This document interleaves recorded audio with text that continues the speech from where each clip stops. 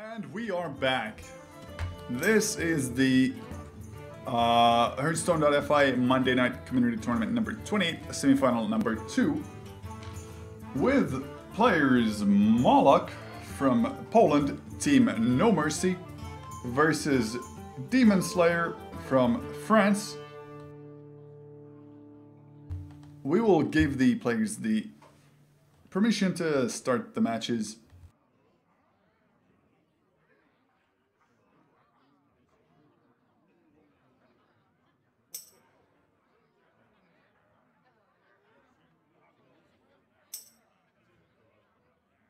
And we will join Demon Slayer's side of the board once they get started.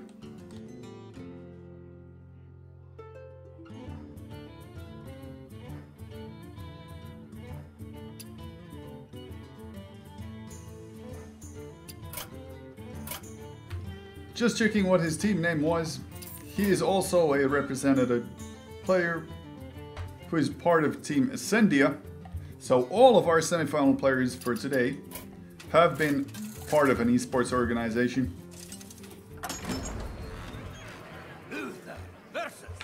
Moluk decides to start with his mid-range hunter, while Demon Slayer goes with his basic mid-range paladin. And both players, in addition to these classes, have brought the Warlock Warrior combination, which seems to be fairly common.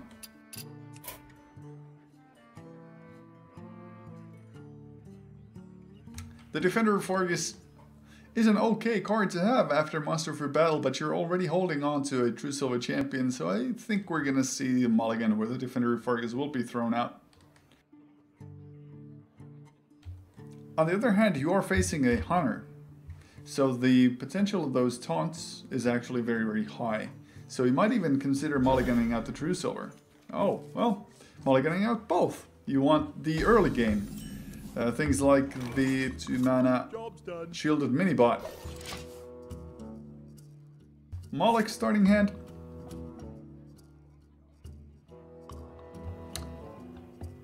Is not so great either. If he coins out the Knife Juggler, it's a greedy play.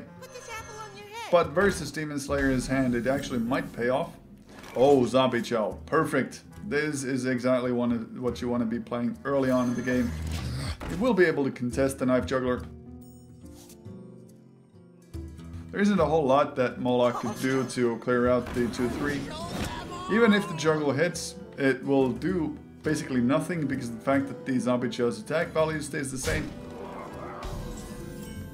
And now, with the Altar Peacekeeper onto the Knife Juggler, you can actually leave your Zombie Chow up, so it'll be able to trade into the Mad Scientist as well.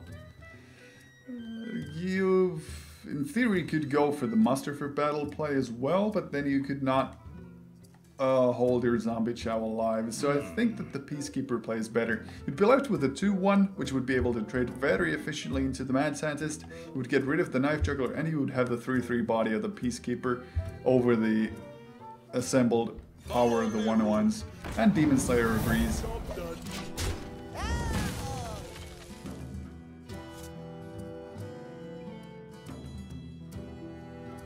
Now, Moluk's turn 3, if he rolls into something like Leok from Animal Companion, it would actually help him, because the fact that the Mad Scientist would be able to trade up into the 3-3. He decides to go with the more consistent play of Abusive Sergeant Mad Scientist number 2. It is not wrong. The downside here being that he gets the Freezing Trap, and the Freezing Trap on a Zombie Chow is pretty insignificant. The only difference being that your second Mad Scientist actually stays alive, so...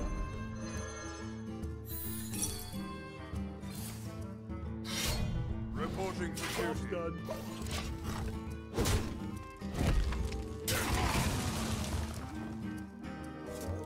Now, without any more thoughts about it, he's not going to play the Consecration to just 2 minions. Going for the Silverhand Recruits. Does backfire a little bit with the Unleash the Hounds, but at least there is no combo with the Hounds. So it is not that bad. You're still left with double minions with 1 hit point left, and Light's Justice will be exactly enough to clear them out. Lotheb could be played right now. He would be a biggest amount of stats for value right now. You could go for the Zombie Chow hero power as well, if you want to try and get value from the Quartermaster from the upcoming turn. But I still think that the Lotheb is the biggest answer to do right now because of the fact that it denies the kill command on itself for the next turn. It will also deny the Animal Companion from being played, which would be perfect for the 5 mana curve. But if he suspects that the Hunter from the opposing side of the board actually runs 2 freezing traps, then playing the Zombie Chow first would be an okay call as well. Because then you could try and activate the Mad Scientist with the attack from the Light's Justice and then activate the trap with the Zombie Chow attack. And there we go. He actually does clear out Lotheb completely with the Eagle Horn Bow top deck. And do we see a second freezing trap? Yes, we do. So the small value minions Zombie Chow Acolyte will more than likely both be played down. And I suspect that the Acolyte of Pain will actually be cleared out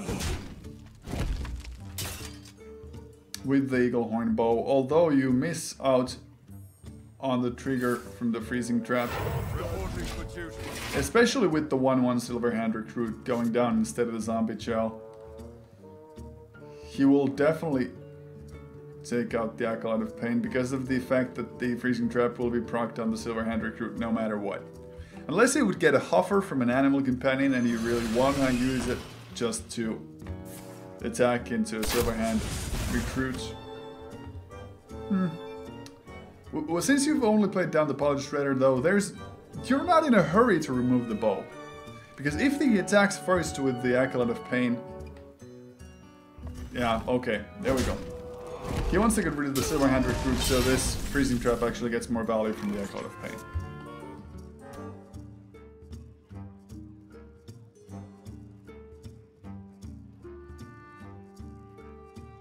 I see the chat is alive with the analysis from the previous game. That is great to hear. And yes, I do agree. If you had matched it with the Grim Patron against the Rogue, it might have been better. Probably would have been much better, in fact. Now the Zombie Chow goes down, in my opinion, 1 turn a little bit too late. If it had been played down earlier, it would have provided more value and been a bigger threat against this current board. Savannah Highmane is a very, very nice draw. It is in fact exactly what you needed for this situation. And on turn 8 you can just drop Belcher and Animal Companion and go for the face. Since now the mid-range hunter has made a significant board presence and both minions are sticky, he's in no rush to start clearing the Paladin's minions. It will sort of backfire, but not too bad. The Peacekeeper will be used to put down the Highmane. Oh, well, Berserker. Yeah, it'll be activated with the weapon. If Demon Slayer had not had the weapon, the situation would have been worse because he probably would have had to sack to this Zombie Chow to got rid of the Amani Berserker as well, since you are already down to 13, but since he had the weapon, it's an okay activator to use. If it's Huffer, oh, it's Huffer, we're gonna go face. 5 damage to the face puts Demon Slayer down to 8. And within range of lethal for the next upcoming turn. True Silver Champion at least provides you with a 2 hit point heal. But the downside here being that you're gonna have to sacrifice a lot of your minions just to get through the Sludge Belcher. And even then, well, the Quartermaster or the Shielded Minibot will be able to attack into Huffer without too much trouble. So they're threatening 3 damage, and if you're at 10, with 3 against the board and 7 from the Hand of the Hunter, and he has a beast on the board, so it's enough if he has a... No, the kill command isn't enough, even with the hero power, because the hero power is calculated into the 3 already. It'll be interesting to see if he... No, he opts to not go for the attack into the Hoffer. He decides to use the Consecration to handle both Death Rattles. Very nicely played, very nicely seen. I personally would have not even been able to spot that, and probably would have used the charge from the True Silver Champion to go for face so I could maximize the amount of health gained from the heals. But this way you only took 1 damage from that Savannah Highman. You took out the beast from the board and you completely cleared his side of the board, so it's definitely well played on his part. Demon Slayer able to stabilize the board, and once again upping the damage output but denying the beast is still the correct play. Animal Companion, and it's another Huffer. This mid-range hunter has actually become a face hunter pretty much. True Silver once again 4-2 more pushes him to 7, and the Tyrion, it is very enticing to play the Tyrion, but we know that there's an Iron Beak all in the hand. So let's see what his top deck first is from the draw of the Acolytes. Not playing the Tyrion is the correct call. But if you were to play the Muster, you should have played it before playing down the True Silver, so he's only playing the Hero Power and nothing else. Guess you're looking for the Quartermaster and or Knife Juggler synergy by not playing the Muster this turn. Explosive will be able to clear the whole side of Demon Slayer. So once again, it was a good call not to play the Muster. You have to proc the Explosive Trap at some point. With the Defender of Argus, you're able to protect your most valuable minions, so you can just attack with any one of these 3 and lose only the Silver Hand Recruit. Once again, back to 3, so even a quick shot, a basic kill command would be lethal with the combination of the hero power, so Moluk still has a lot of outs left to him. 13 cards left, at least 2 of them are kill command. Oh, Houndmaster, that will not be enough. There is, even with the silence, there is 2, 4, 9 damage on the board. 3 from the heal bot. So the silence only denies 1 damage, really. It will be lethal for Demon Slayer, and this will be 1-0 for our French player.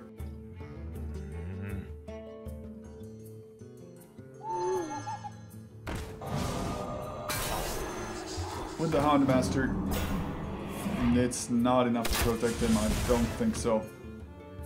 Master for Battle gives you 1 attack value, and with the Equality, yeah, this is over. Equality, attack with the 1-1 into the 4-3. And you have 5, 6, 5, 7, and 11 damage on board.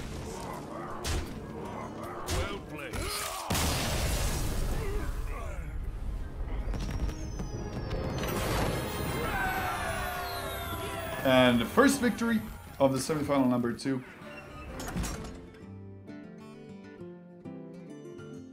Goes to Demon Slayer.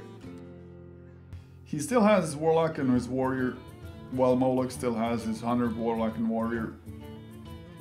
I'm predicting both players have Zoo, and both players have Green Patron Warrior. That's the current meta call, and I'm sticking it to it.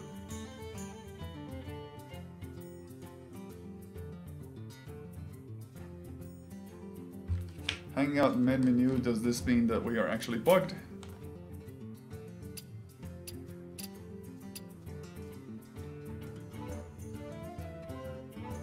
No, it might mean that Moluk has dropped. Yep, probably DC'd. And the players are making sure that the match is gonna get underway. Sometimes the client bugs out and throws both players away for some reason. Haven't been able to figure out why.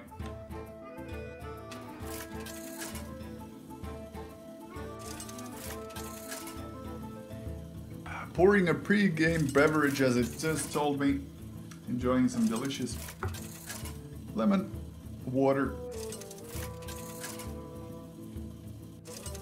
Before this, Hearthstone.fi Monday Night Community Tournament number 28, semi-final number 2.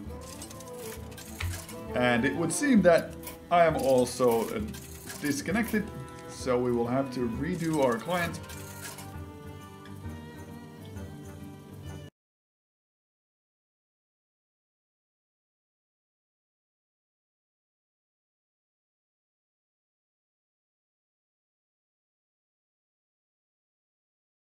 Pull up a chair by the hearth. And try and rejoin the match. Underway.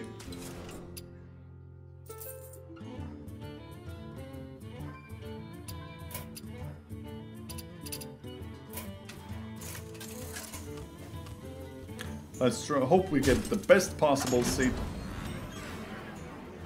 It is turn number 3 of Demon Slayer versus Moluk. And it is in fact handlock versus handlock. And we are in for a long haul, guys. My predictions were completely and utterly wrong. Neither player bought Zoo, both players brought handlock. Interesting deck tech choice, Acidic Swamp Ooze.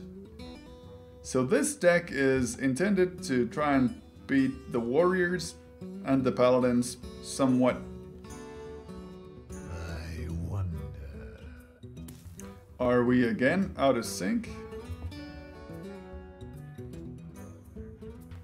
3 out of 3 mana crystals is not right, and we see cards hovering. Yup.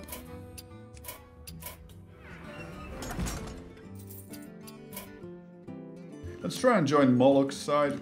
That might help us not go out of sync so much.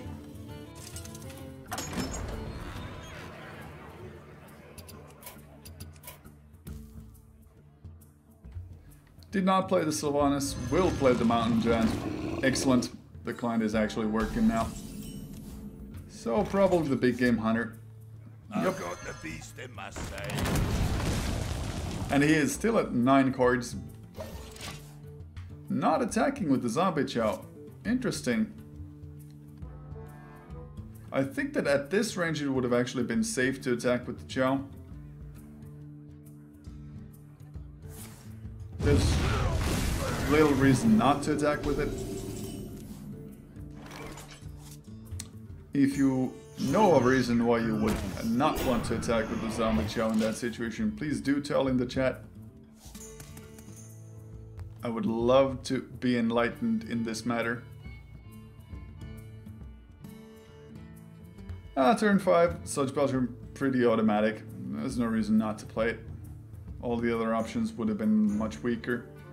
Demon Slayer's hand, turn 6, the Sylvanas would be enticing. She would be able to attack into the Belcher, clear it out, and still be a threat on the board. Instead, going for the 3 mana Mountain Giant. Of course, it is more than 5/5. Oh, another 3 mana Mountain Giant. Answered with a Mountain Giant. And then Moluk still has 3 mana up for grabs. So you could go for the Ancient Watcher and prep your board for the future Sun Fury Protector. Once again, not attacking with the Sludge Belcher. I think he's just trying to deny those Molten Giants as much as possible. Still, he is above 20 hit points. He is significantly above 20 hit points. You could only enable something like a 7 mana Molten Giant in 2 turns.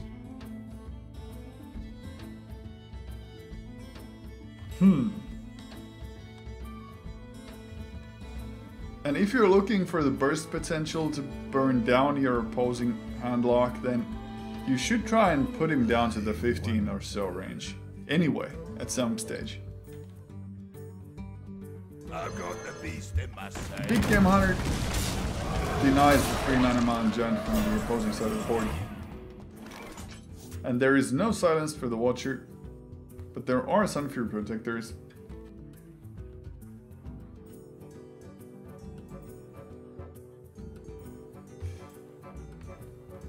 Now, the Dark Bomb will probably be able to take out... Oh, there is a silence. I'm sorry. The other Beacon was there. I'm just completely blind. If you're gonna go for the tap play, then he should have gone for the tap play first. This Mountain Giant would have actually become a viable option.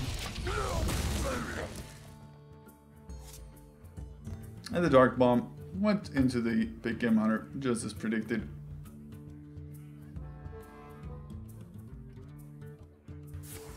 Mortal Coil, try and cycle out what you could draw into. The heal bots are not really valued yet.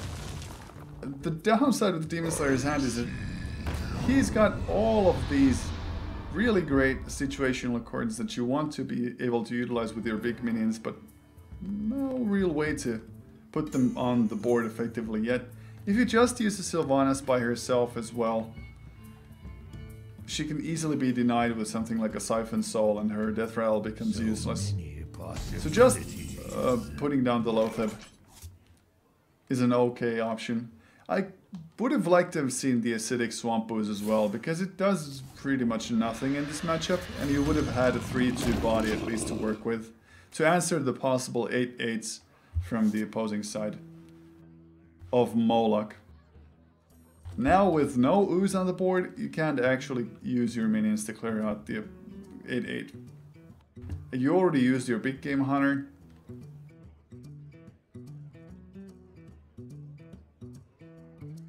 Sylvanas plus Shadow Flame is a 10 mana combination. Can't really do it quite yet. You could play Sylvanas just as Sylvanas herself, trying to grab one of those bigger minions from the Polish player, Moluk. But then he could just use the Mountain Giant as Shadow Flame fodder. This is a very, very difficult matchup, all in all. You have to really know the intricacies of your deck very closely. If you do a single mistake in a matchup like this, especially in a mirror like this, it could end up losing you the whole game. Now it'll be interesting to see if he goes for the aggression by attacking with the Loatheb into Moluk's face, because that will have been pretty much completely opposite to what Moluk has been playing. Nope, he goes for the damage into the Mountain Giant. I guess he sees the potential for the AoE clear from the Mountain Giant is too high to not play it as an attack into the Mountain Giant. Properly called. The 9 mana Mountain Giant coming down. I guess you want to play the Mountain Giants when you can play the Mountain Giants. Since both players have cards like the heal bots, it means that they will more than likely be at 20 or more hit points for a long time, so the Molten Giants cannot even come out to the field to play.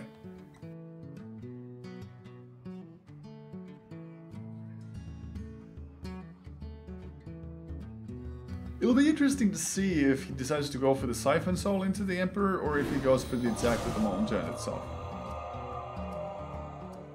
Not attacking with the Sun Fury Protector, not even to the minion. Yep, goes for the aggressive trade. And the second Molten Giant also. Now that it's able to be played, it will be played. If you attack this Molten Giant with the Sun Fury Protector and use a Hellfire, it would still not be enough. You would have to silence your Ancient Watcher for it to be able to attack into the Molten Giant, which would make it clearable.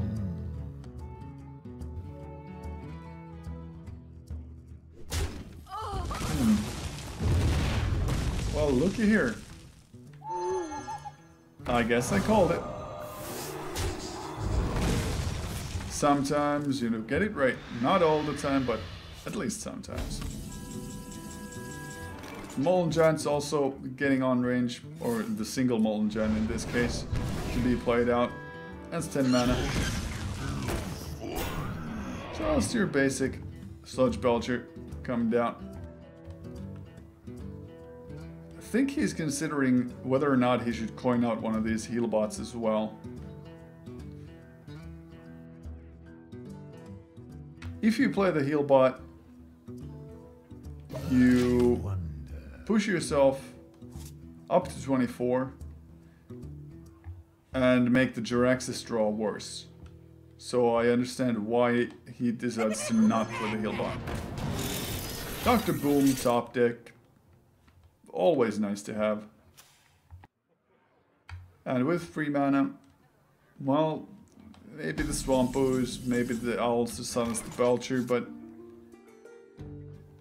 he's in no rush to play out any of these.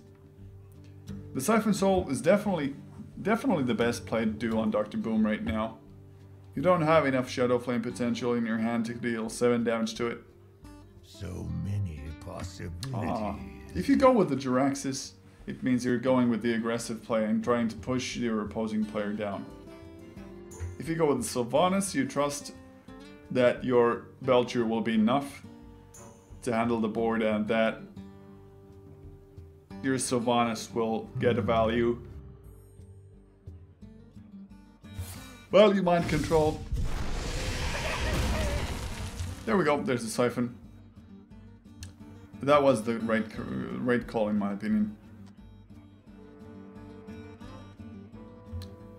And considering taking out the Boom bot. Okay, well, if you're playing the Ancient Watcher, then you should attack the Boom bot first. Yep, and only 1 damage to the face, not that bad. You're still left with the Belcher alive as well.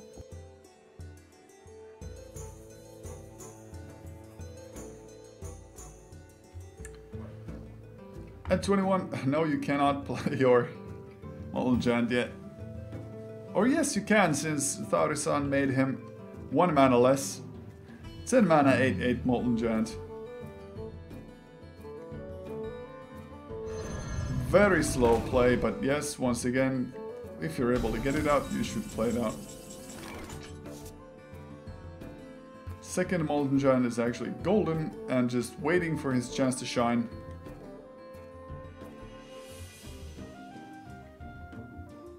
One of those reasons why Moluk has not been attacking the face, I'm sure.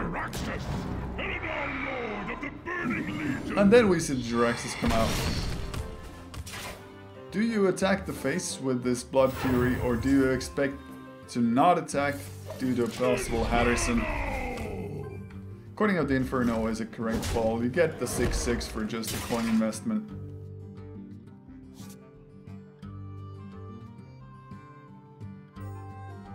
You've seen 1 Molten Giant coming down, and if they play the second Molten Giant at 18 hit points, they only have 2 mana to work with. And that isn't a whole lot to protect your behind, so to speak. I wonder. The 6/6 Infernals, they are a real threat. The Siphon Souls, in theory, could be used on just them. There aren't that many other targets. And there's the Swamp Ooze. Now that's the reason why you held on to it for all this time. Just to get rid of Jiraxis' arms. And it is much safer against Jiraxis as well. If you had had Hatterson in your hand, well, you would have drawn 8 cards and been completely out of cards. And also completely drawing into fatigue. Destroying many of those cards along the way. The previously mentioned Sylvanas Shadow Flame combo going off, giving Moluk the 8/3 Molten Giant and the ridiculously high overkill on board damage. Top deck Dark Bomb will be able to kill off this Molten Giant though. And if you play the Antique Heal Bots, maybe combine that with the Sludge Belcher. Do you have the mana for it? I think the heal bot is still 4. Yeah, there's not enough mana for it. So many No, it deals 6 damage either. Sylvanas plus Shadow Flame would give you the Infernal, so it wouldn't be that bad. Yep, I think we're gonna see. Yes, we're seeing the Sylvanas Shadow Flame reversal. And you've already seen one Mortal Coil come down, so it's unlikely there's gonna be a second one. Hellfire into Twilight Drake. And Inferno. Once again threatening lethal against Demon Slayer. Jiraxis is just one of those swing cards that if you get to play him earlier than your opponent. Jiraxis is in the last 3 cards of Demon Slayer, and that's just really unfortunate. Moluk basically being able to dictate the pace with the constant spawn of these 6/6 Infernals. I wonder. Defender is 3, you would need targets for it. Siphon.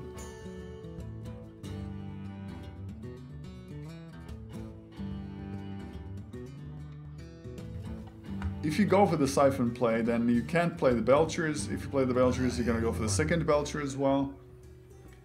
You could silence down the Twilight Drake. Then maybe Dark Bomb it away. That would be 1, 3 mana. 3 would combine well with the Siphon Soul as well. A more taunt-based system would be Twilight Drake first, into Ancient Watcher, into Defender of Argus. Yep, there we see the Dark Bomb play. Ah, it's the heal boss.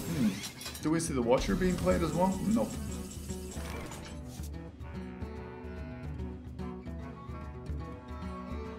The heal bot doesn't really do that much though. It's able to reset you back up to 15, but with these 6/6s, Moluk is just running rampant with the board right now. And Dr. Boom also making his comeback. He already was on the board once, but didn't really make a difference back then. Even prioritizing the taunts from the Sunfree Protector higher than the second 6/6. On the other hand, do Warlocks have the potential to deal 10? Not really, but some might run the combo. So, this is just a more safer play to put it up. 6, 8, 9 from the board, 3 from the hand, 12. And we're probably going to see the Dark Bomb getting value from the Twilight Drake. Oh, actually using the high attack value minion as a trade. Shields up. No Defender of Argus, no heal bots. But there is the Jiraxis. Would it be enough? It would not. It would still stay at the same amount of hit points, and the opposing Infernal would not be able to be removed with just the attack from the fists. You would get more face damage by destroying the boom bot, that's true. But that pushes you closer to lethal, because then there would still be 10 damage on the board facing you right away.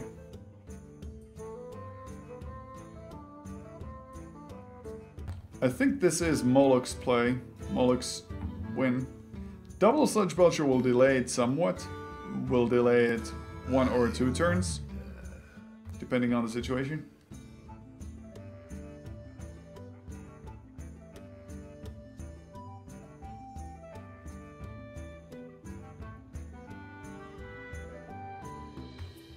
It is a difficult choice to make. You know you're dead with Jiraxis. You know you want to get as much meat shield between you and the opposing player as possible.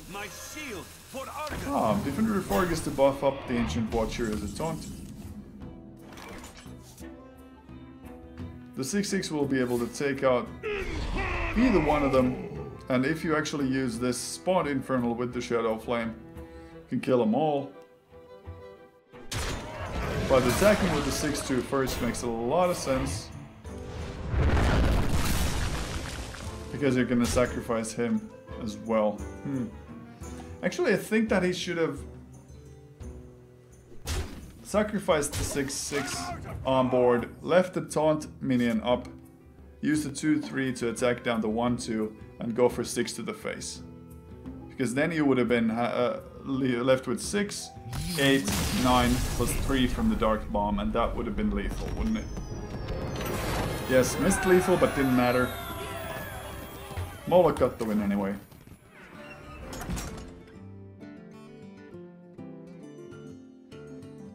So that marathon match means that after that situation is 1-1,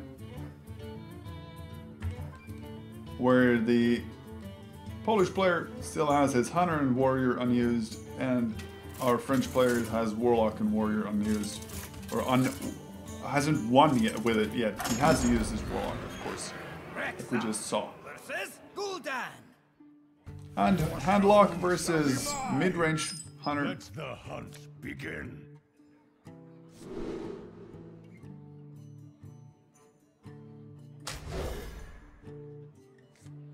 Even with the mid-scientist deciding to mulligan out both bows is an interesting choice.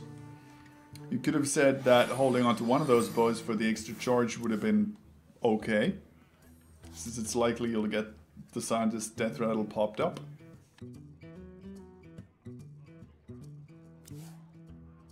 Oh, that's bad luck, getting the freezing trap as your first draw. It means that your scientists will get less value. Do you or do you not coin a 2-drop? I think you do, because this is one of those matchups where you just want to push him down to that 15 range and then burst him down. Swamp Ooze. I always saw it perform very well in the previous match. Now, yeah, the Sunfury Protector on turn 2 would have actually been pretty okay as well, because it would have contested the board somewhat, and the Mad Scientist by itself is not able to kill it off.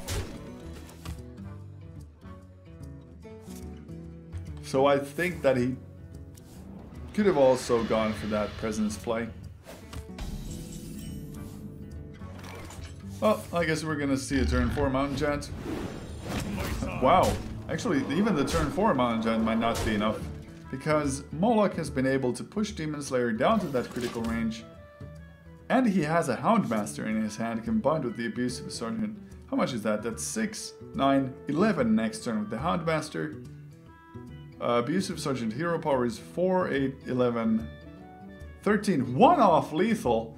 Actually, exactly lethal if the Juggler from the Abusive Sergeant hits face. So unless Demon Slayer puts up a taunt wall right now,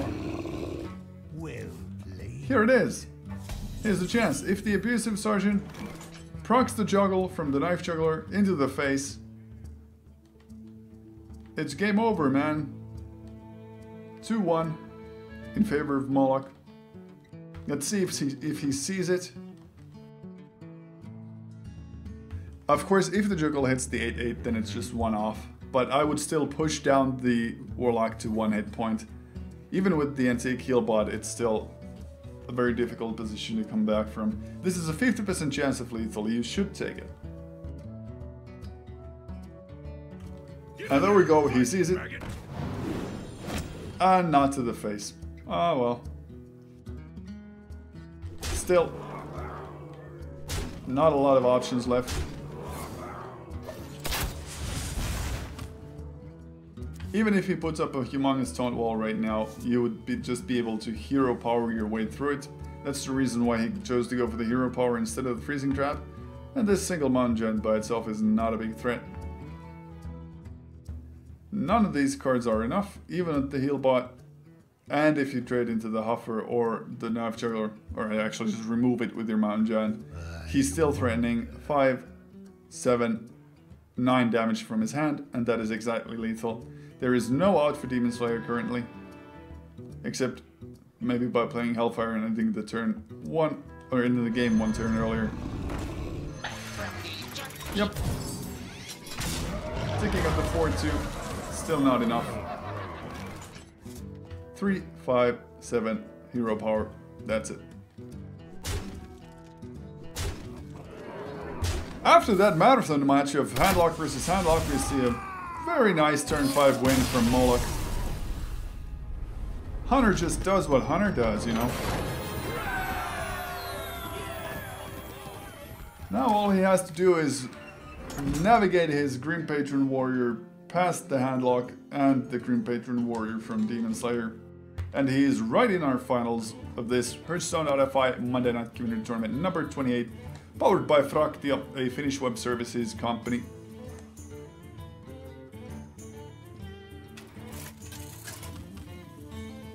As we saw in the previous game, the Handlock versus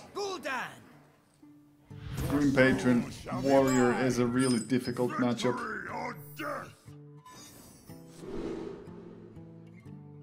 It's pretty much the same starting hand as we saw in the previous games, except for the fact that the Execute is there, and now you even have the Cruel Taskmaster for the activator on it, and an Armor Smith for turn 2 play. Wow.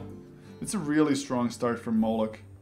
Even if Demon Slayer gets the 3 or 4 mana Mountain Giant out, Moluk has the activator for the Execute just ready, and double Execute even. Wow. It is looking worse and worse for the Handlock player. Yep, tapping. That's what you're supposed to do when you're playing Handlock.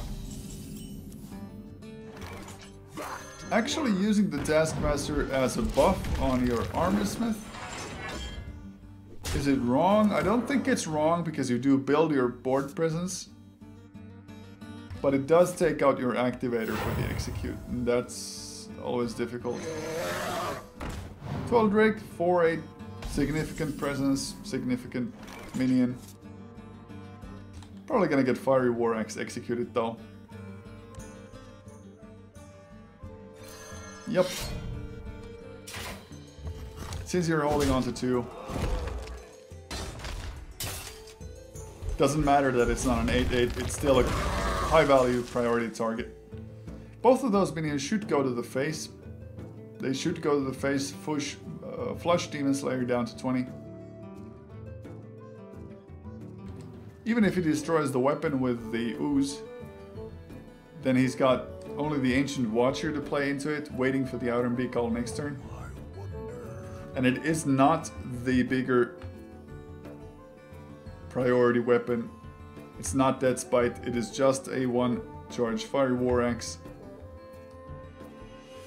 Moluk is thinking about his options for quite a while. Yes, the right choice is to go for face. Go for it. You can push him down to 15 in 2 turns.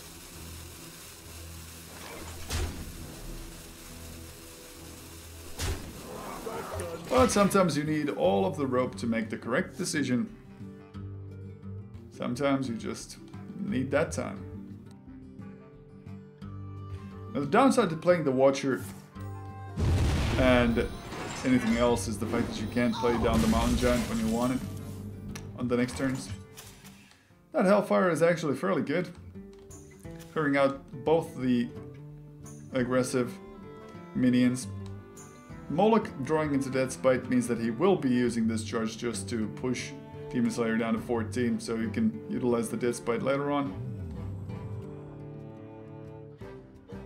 I guess he's thinking about overriding the 3-1 weapon and just attacking with the Dead Spite, so he'll have the Whirlwind activator for the next turn ready.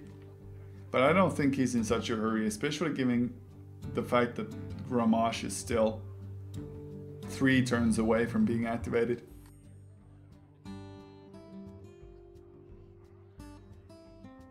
And you can utilize the Execute, even if you just attack 4 into one of those minions. You're fairly safe with this amount of armor. Is he afraid of those Molten Giants for 2 mana with the tap, or is he not afraid of them? He is not. Correct choice.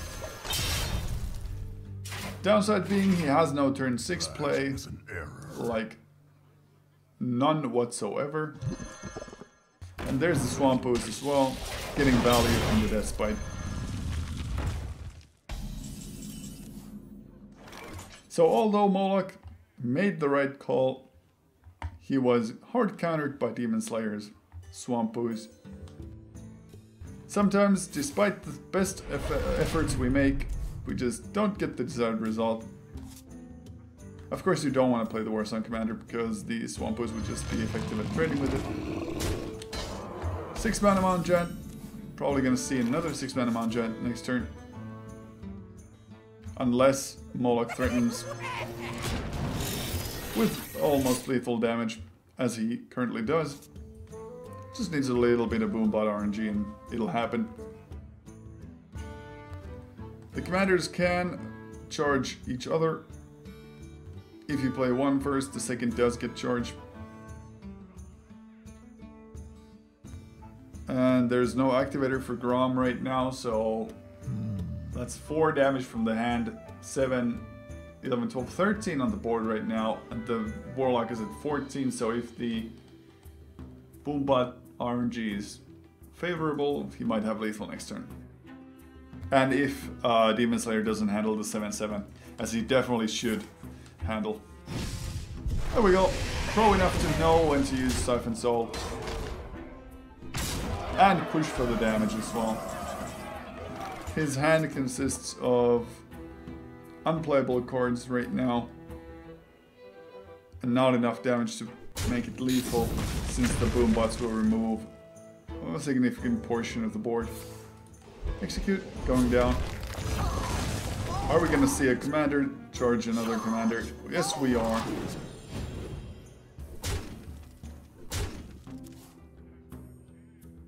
$14 is still fairly safe, even with the Molten Giants. With the tap, he would have to pay 2 for each. Outer Beak Owl will silence down the Watcher, which means one of these Warsong commanders will more than likely be removed. And the Sludge Belcher is just provided as Operation Meat Shield. ROM could be activated with Inner Rage. Unfortunately, for Moluk, Demon Slayer just got his Sludge Belcher down on the board. Just making it enough. You can play the Dread Corsair as just a attack 3/3 minion, which would be able to clear out the Sludge Belcher if you use the Inner Rage on it. Blood and plunder. And why shouldn't you? Well, the reason why you shouldn't use it on this Dread Corsair is simply because you don't have an activator for Grom later, and that's one of your big win conditions to get the 12 damage charging Grom. But I guess he just wants to handle that taunt minion out of the way as soon as possible without sacrificing any more minions than is absolutely necessary. With the Inner Rage play, you attack the 5/2, then you clear the 1/2, and then you use your bomb to clear out the 2/1. And that's really not that bad. It's pretty well manipulated and orchestrated. Downside to it being that you need a cruel Taskmaster to activate the Grom. Why would you not clear out the Iron Beak Owl with the Boombot? I think it's a mistake because the fact that now the Iron Beak Owl can just attack into your commander number 2 and that'll be it. You won't be able to make any more charging patrons or anything like that.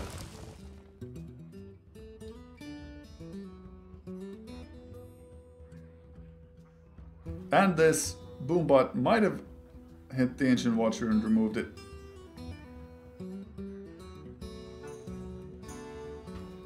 If it had not hit the Ancient Watcher, then it would have probably been used to attack into your Warsong commander anyhow. And it's much better to handle the bigger minion as his attack sort of point of view. The Outer Beak Owl got a really great trade there. Well, it's about time. First anti-kill bot is brought down. Tap produces a Sun Fury. And Demon Slayer decides he doesn't want to taunt just the 2 and the 3 hit point minion. There's the Grim Patron. Unfortunately, both have been taken out. Basically, playing the Grim Patron right now, right here, means he's just trying to slow down the game so he could draw into answers from the deck. But it is looking more and more unlikely the longer we go. 7, 9, 10. 11, 15 damage on the board. Yeah, and the burst potential from a Handlock's Hand is... Well, if some might run Power Overwhelming. I don't think many do, but that might be, and a Dark Bomb would be enough. Oh, there we go. Moluk decides that's enough. No way for him to win.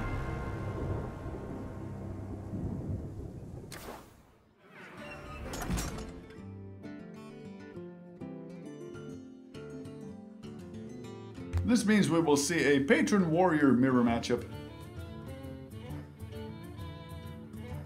Whoever plays and draws the best will face our first finalist, Namcor, for 50 euros and 10 World Championship points in our grand final.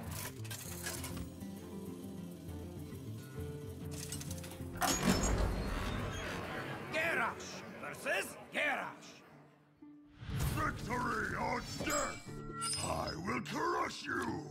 Let's see who crushes who, Garrosh. Both players... Oh, actually just one player running Slam. Keeping Thaurissan, that's a good call. Dead Spite plus a free Dread Corsair. That's not a bad deal to get. Double Acolyte of Pain is really slow. Fire War Axe is not too bad. We'll be able to handle any early game drops that the opposing player might put down. Still think that playing the hero power right now is actually better.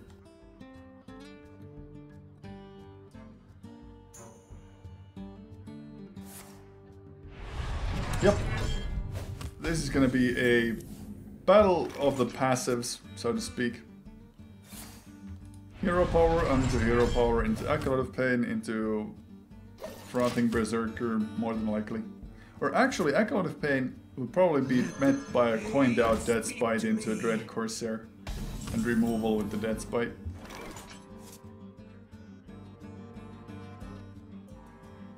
Because with the Frothing, this Acolyte would be able to draw more than one card, and you always want to deny it. Just get one card. Yep, well, like I said, free Corsair is a heart.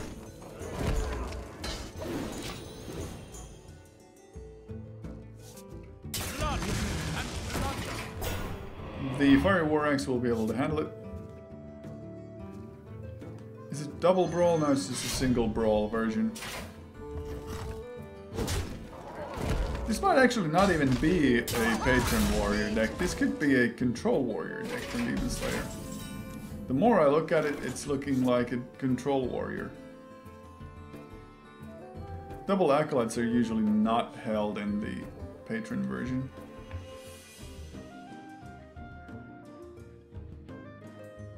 If you play the Frothing Berserker, you would take 1 damage to itself and gain +2 attacks, so you would have a 4/3 Frothing, and since the Fire War Axe is in existence, you don't want a Frothing to be such easily removed. Or so easily removed. Sorry about that. Taskmaster, gonna get used defensively instead of drawing card from the Acolyte of Pain. I think there would have been merit to both options. The Frothing, on the other hand, would have been buffed had he hit the Acolyte with the Cruel, so...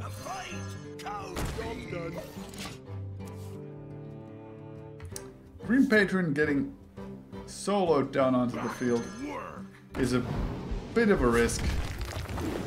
Considering that, you know, Control Warrior has a lot of ways to deal with 3 hit point minions.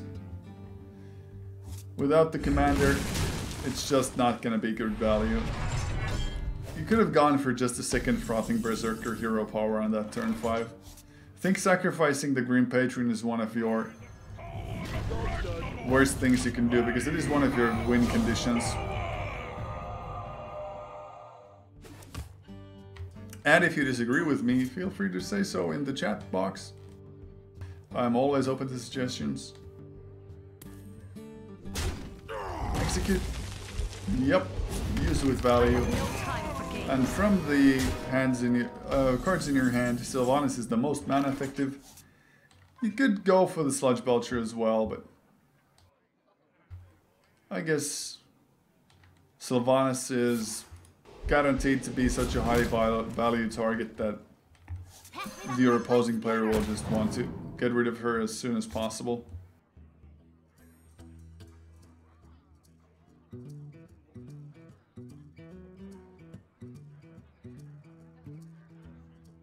Whirlwind plus Cruel Taskmaster is actually not enough to kill off Sylvanas. There's no way for him to kill off Sylvanas as of yet. Now, had he held on to that Grim Patron, wow, it would have been such a nice combo. There's a Sludge Belcher. We'll probably see an offensive Alexstrasza on the upcoming turn. Reduce Moluk to 15. Go to face with everything you've got. Whirlwind draws a card. What it'll be? Battle Rage, 2 mana for 2. Still not enough. You don't have the mana to play down the Death Spite, and you don't really want to execute anything on that side of the board. Well, I guess he does want to execute something on that side of the board. Takes out 2 damage, but I wouldn't say that's such a critical amount. There's the offensive Alexstrasza and everything to the face. Oh, well, you want to deny the card draw from the slime, yeah. I understand why that was done. And this shows you why Control Warrior is stronger than your basic Patron Warrior. It's able to stabilize and it's able to take control of the board. Moluk is trying to fish for answers with the Acolyte of Pain. Taskmaster, more cards needed. At 1 mana still. You're not gonna do much. And there we go, we have our finalists completely decided. Demon Slayer from France going up against Namcor from the Czech Republic. Don't go anywhere, guys, we will be right back.